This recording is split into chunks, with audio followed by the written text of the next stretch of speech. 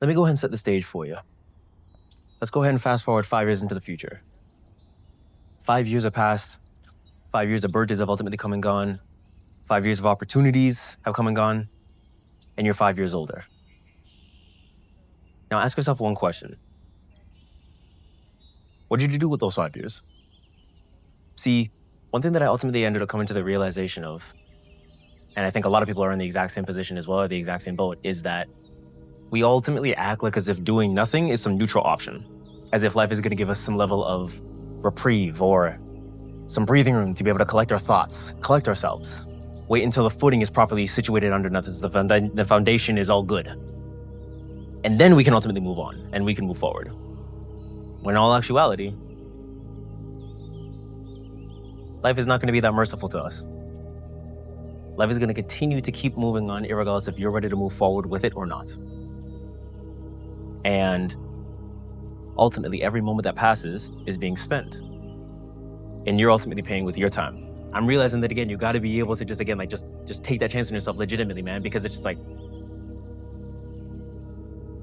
I mean, what would you much rather be doing when the time is going to be passing? You know? The time itself isn't waiting for your confidence. It's going to move irregardless if you're ready or not. Whether you're ready or not, the time is going to be going. Now listen, I fully understand that this concept within itself has been repeated to infinitum. I'm not even kidding you. You can probably go onto almost any particular outlet on any social media platform and you're going to probably find somebody talking about the exact same thing that I'm ultimately relaying here. But one thing that I came to the realization of, right, is that, again, we're ultimately very, very well aware that there is, of course, an associated level of discomfort and pain and regret that comes with, again, you having inaction, and then the level of discomfort and pain that comes with action. But the thing about it that I ultimately realized is that as your life progresses and as the time goes by and everything like that, and you keep succumbing to the actions that in the moment will give you some level of comfort, right? That repetitiveness is the very same thing that puts you closer, or actually realistically further and further and further away from becoming the person who you were meant to embody. And that's the thing, it's like, again, you can't say that, like, okay, I want to be this person, I want to have these characteristics, I want to have this amount of money, I want to have this lifestyle, so on and so forth. But it's like, again, it's like, what exactly is it that you're doing in the current moment to actually progressively move yourself closer towards that person? Because the thing about it, again, it's like that version of you already exists. But if you were to have a physical sit-down conversation with that same person in front of you that embodies every single one of the character traits and every single one of the identifiable attributes and whatnot that you've described to yourself, it's like, would that person realistically feel like as if you're going to be deserving of all that stuff in the future? There's no way if that person was sitting face to face in front of you now, they would look at you in any capacity and be like, I fully agree with what is currently sitting in front of me. Because they ultimately know that you can be better. And that is ultimately, I think, it boils down to.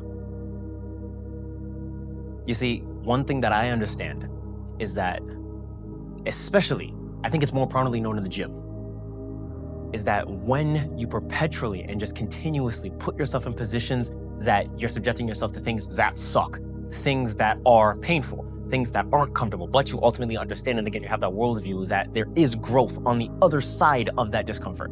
I think that is the very thing that is the one controllable variable that, like, okay, if you were to, again, be in that moment where this thing sucks, this is uncomfortable, I don't enjoy this, but I understand that there's a version of me that is going to be much better on the other side of this. I think that is the very thing that you can ultimately use to push yourself through that moment. Because, again, for me, I think if I can probably vouch for one thing or mention one thing that I think has really, really helped me, and that I would ultimately, again, like, love to advocate for anybody else who happens to come across this video, is that anytime that I happen to find myself making the same mistakes that I swore to myself that I wouldn't be making anymore, or happen to find myself in the exact same position or the exact same environment that I told myself that I wouldn't find myself in ever again, regardless if it was my financial state, relationships, my own personal choices, whatever it happens to be, okay? I always ask myself, I'm just like, what was the lesson?